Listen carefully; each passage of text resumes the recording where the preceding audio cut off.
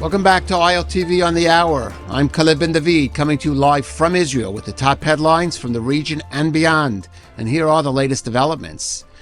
One day after their exchange of missile fire, the ceasefire between Israel and Iran appears to be holding. But fighting does continue between Israel and Hezbollah in Lebanon, raising some doubts about whether this latest truce can be sustained.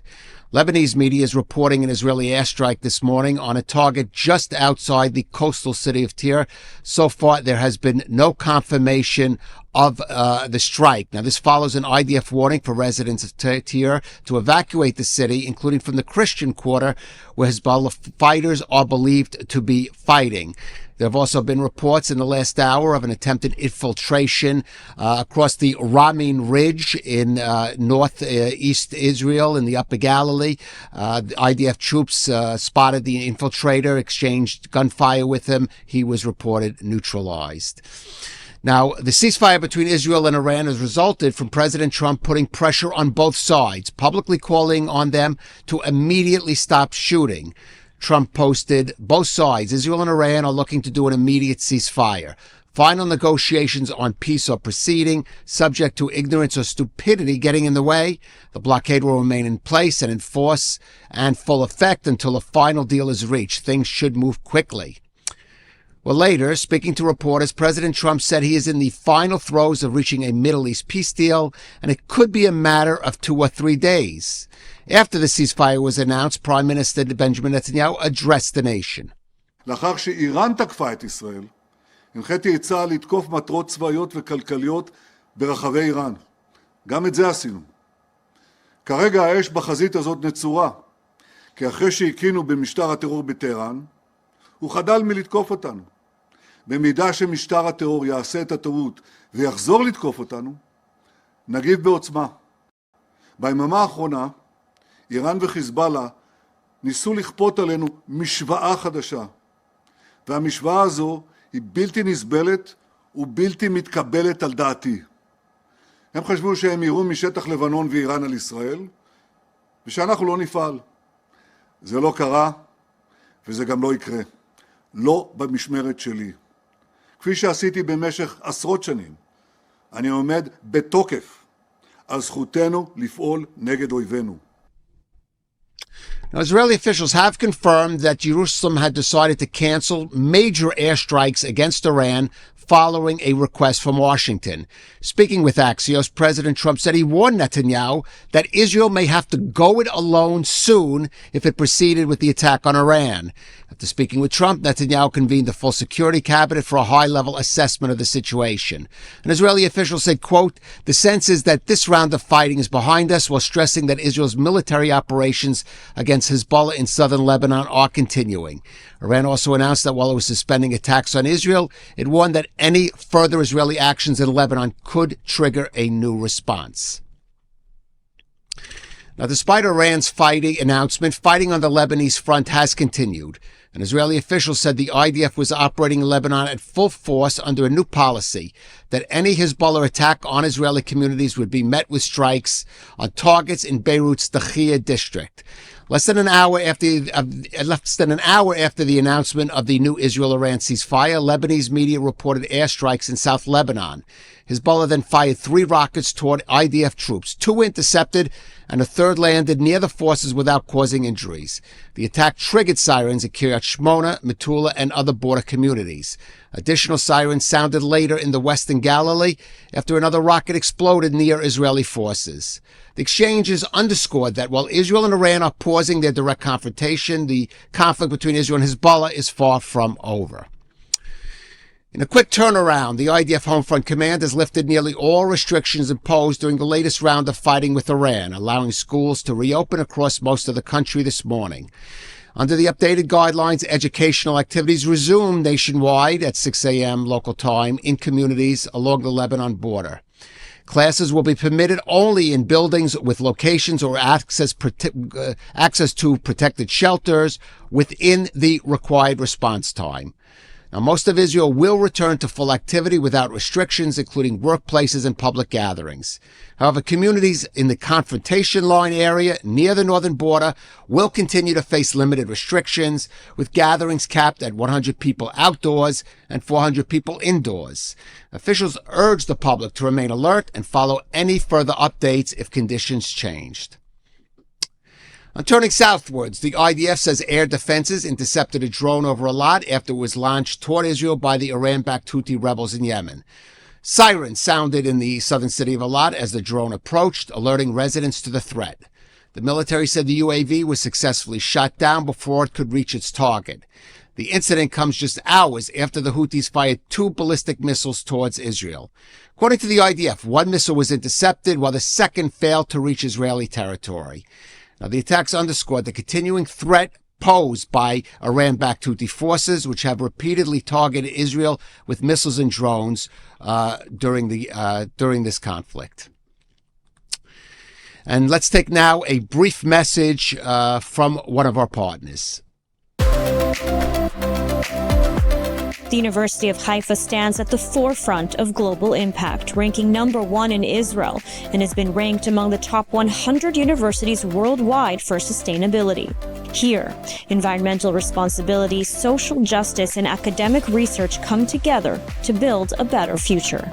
U Haifa International also has adopted the sustainability perspective, where we take part also in high-impact work that is informed by academic research to ensure that we have a better world to live in.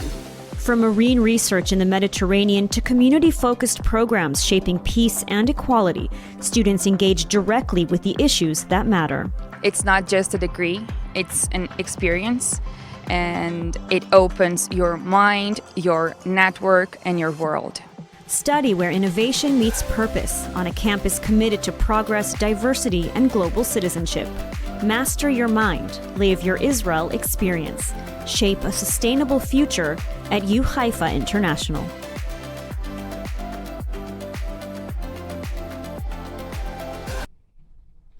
And let's get back to these latest developments on Iran and Lebanon. Joining us now is Reserves IDF Lieutenant Colonel Doron Avital. He is the former commander of IDF Special Forces. From Washington, D.C., we have Ron Kampeas. He's formerly the bureau chief there in the U.S. capital of JTA, the Jewish Telegraphic Agency. He now writes on Substack.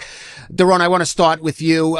We could break down the specifics of this ceasefire a little later, but first I just want to get your immediate reaction to the development of the last 24 hours. A lot of concern in Israel how this played out. Some in the government and the security forces questioning whether this whole episode has sort of impacted Israel's deterrence power, for example. Well, we have to be frank and honest that there is some kind of entanglement here. The moment we reunited all the fronts, Iran and Lebanon and Gaza, we found ourselves in this context entangled with the policy of the U.S. And when the U.S. decides to go for an agreement and the Iranian tied to agreement between Lebanon and Iran together, then we find ourselves in a situation which is not easy to maneuver. And the lines are really marked along attacking in Beirut, or whether we attacked our citizen attacked. Where can we attack in Lebanon? The south is actually an area up to the Litani and farther, the Beaufort is a place where we operate pretty freely, and I think this is right now not in the context that we are threatened by some veto of the U.S., but for sure Beirut and other targets are really, there's an issue here between us and the U.S. Decision makers, Trump. Right. Well, let's look at Ron. Let's first of all listen to something President Trump's latest comments, and then talk about where the president where his priorities are lying. Let's take a listen to this by Donald Trump. We have ongoing negotiations in Iran and with Iran, and that hasn't stopped, and we could have at least an idea by 1 or 2 days from now. But I think it's going well. The blockade continues to hold 100%. Nothing is getting through our blockade. No oil, no income, no nothing. Nothing's getting through the blockade. Ron, let me ask you, President Trump previously defended Israel's right to defend itself, to respond to its attacks. And let's keep in mind both Israel's actions in Lebanon and then its firing at the airstrikes in Iran were responses to attacks from both Hezbollah and Iran. But where is the president's head now? It certainly seems he's much more focused now on getting this agreement. And the question is at what cost potentially to Israel? Yeah, I mean, I think he's very focused on getting this agreement. He's facing very, very strong political headwinds. The economy is still tough. I mean, there are, you have the on-paper indicators that things are going better, that the jobs reports are better. But this is something that plagued Joe Biden's administration, that everything looked good on paper, but nobody was feeling it. And it's the same here, I think, because gas prices are still through the roof.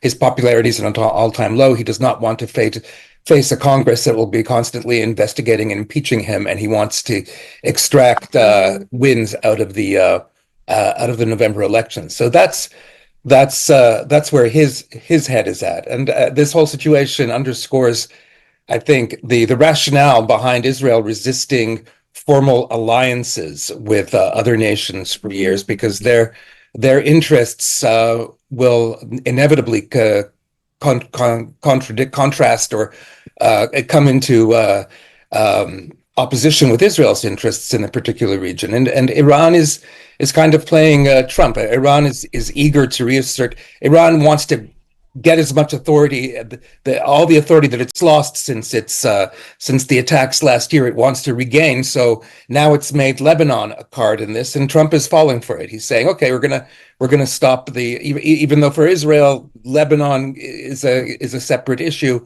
He's pressuring Israel, and for Israel, it's an issue that's discrete from the whole, for whatever's driving Trump in Iran, but Iran has made Lebanon an issue in Israel, and Trump is walking right into that.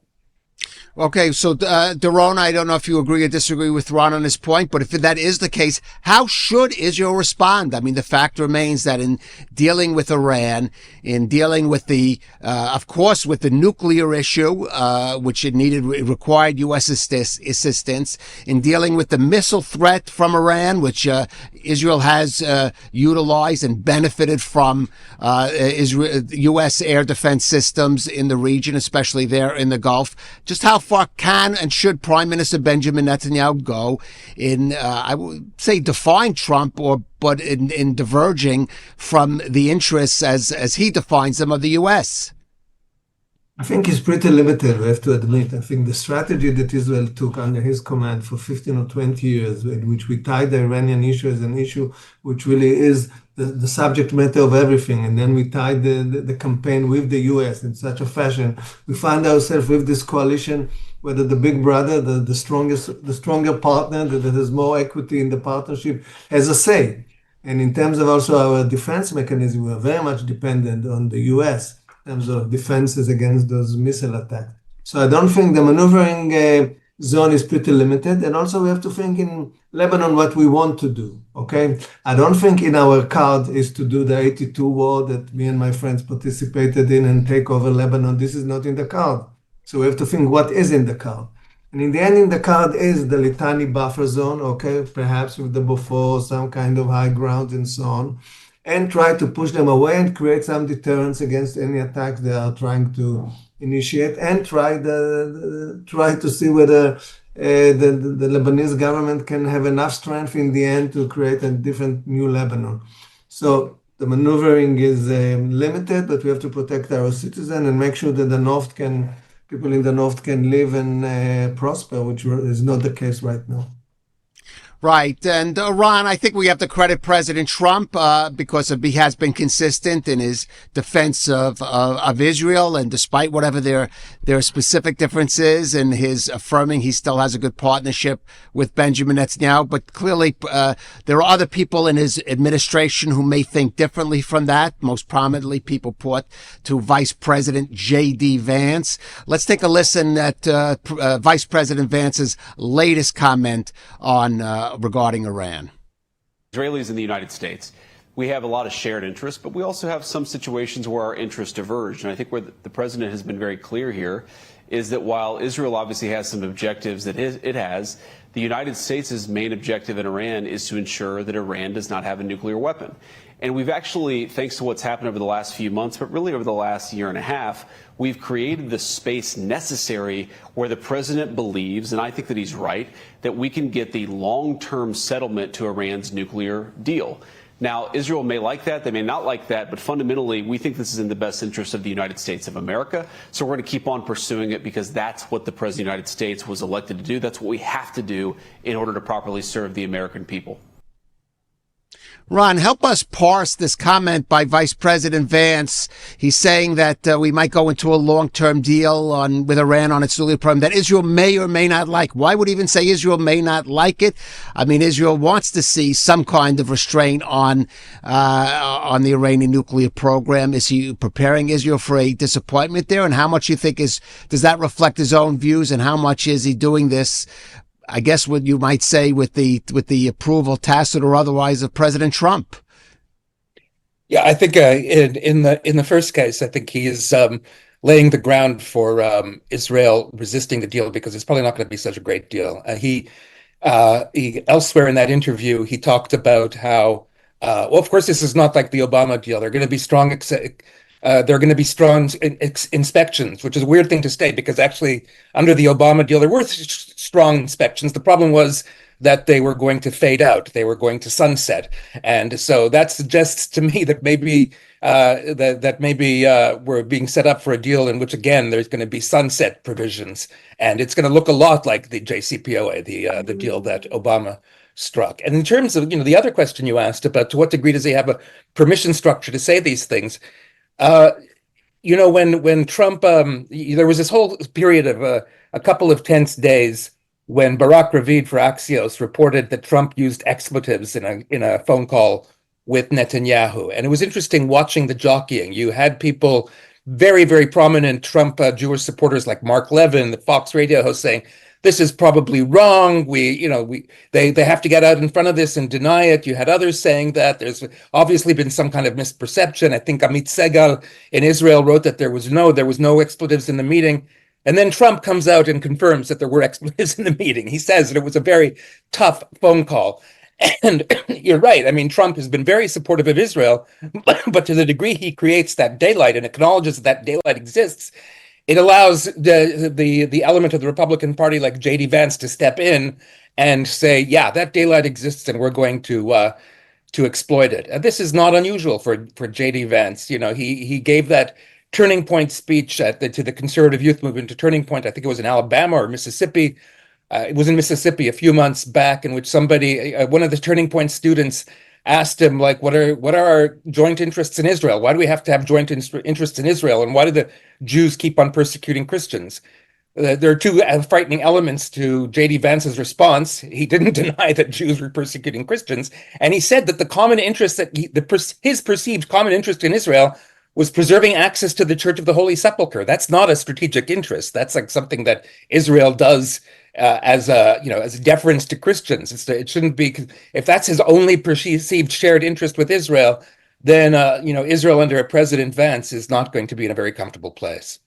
Right. Well, let's not get ahead of ourselves. He's not President Vance, and that's far off as far as we know in the future. But let's look at actually what is happening on the ground now, Doron, because even if Israel is perhaps disappointed by some of the conditions in a deal dealing with the nuclear issue, clearly it really looks like two other key elements are really off the table now, at least as concerns the U.S., and one is Iran's support for terror proxies like Hezbollah, like the Houthis, who, as you heard mentioned earlier in the broadcast, I mentioned they have resumed their missile fire against Israel, and of course Iran's ballistic missile program. So how does Israel's government or any future government or the security establishment have to react and plan if, in fact, moving ahead, that's the reality that it's going to have to contend with without getting U.S. support in contending with those?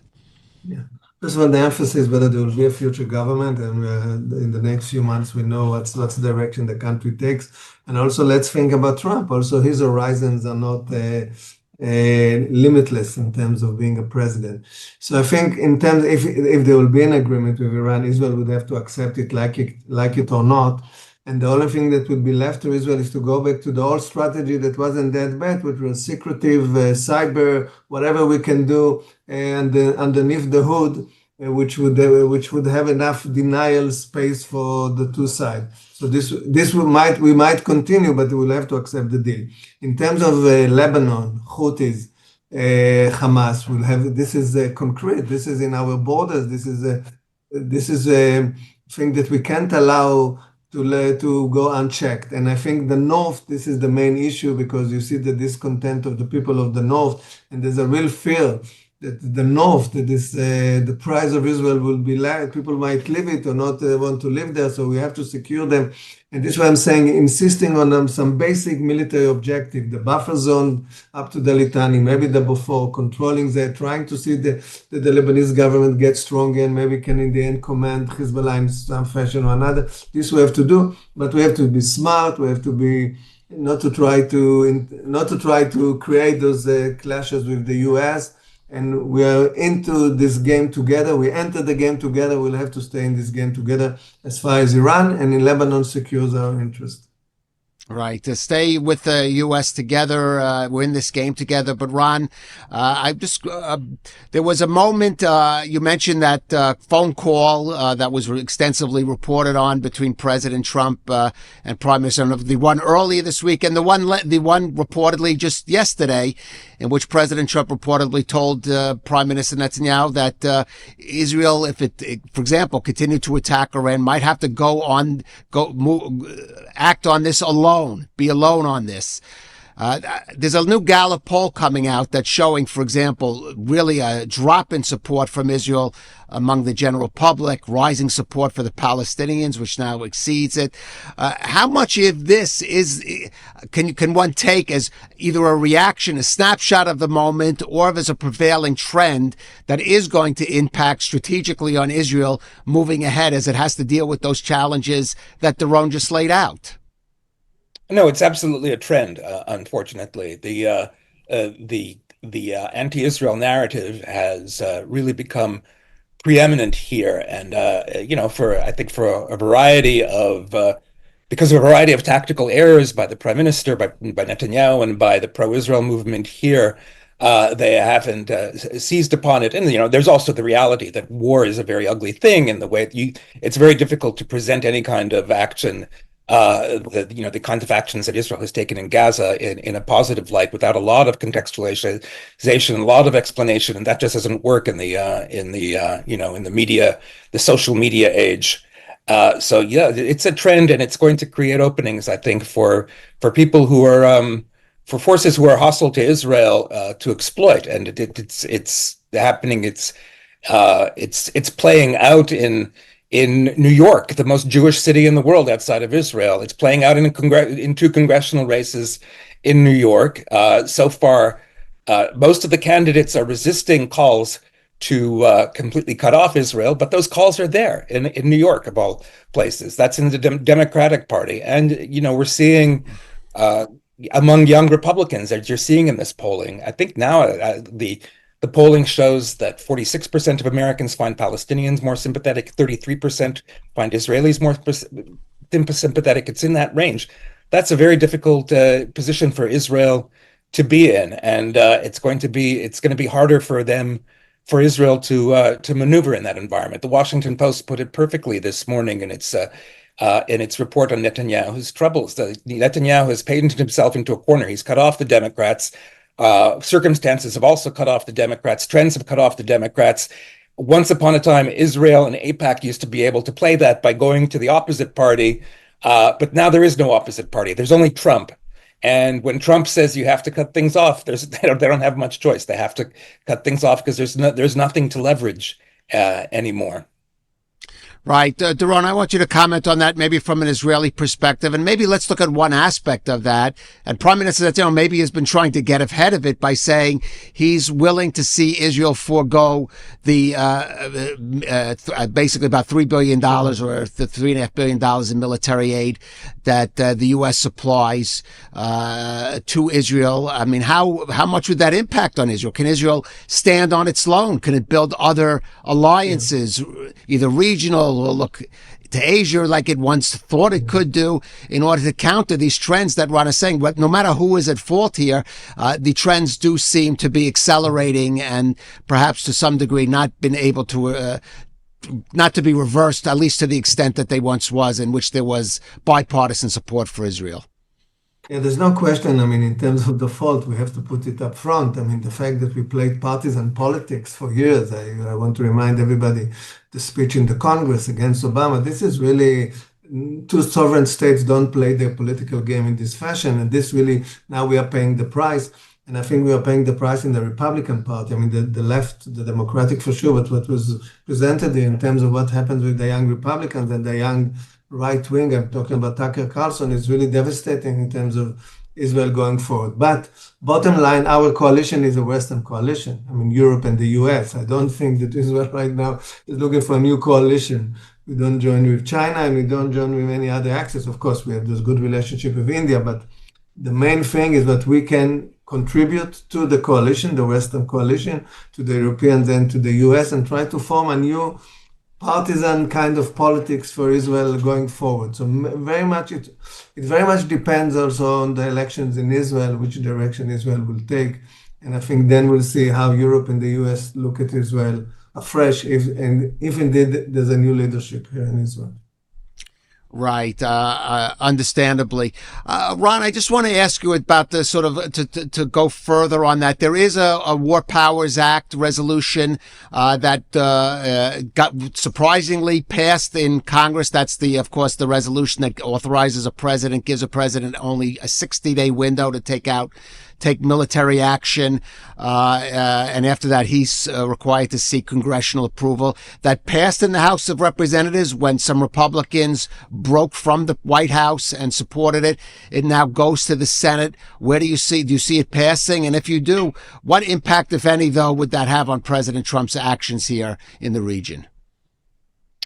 I don't see it passing. I think that it's safe for now because you need in the Senate, for it to advance, you need 60 votes. It's very significant that Republicans, enough Republicans voted for it that it got past the 50 out of 100 threshold. But you still need 60 votes for it to advance further. I don't think that's going to happen. And if it does, you need President Trump's signature, and you certainly don't have the numbers for a veto override in either body.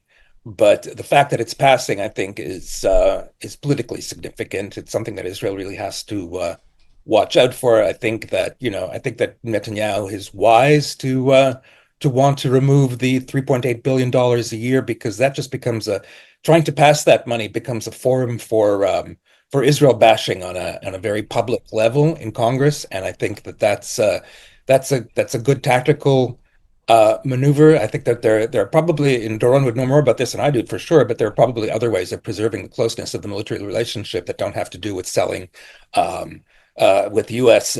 Selling arms to Israel or funding Israel's purchase of arms, and that will Right. take place behind the scenes. It wouldn't be an object of debate for people in Congress, or not so much an object of debate.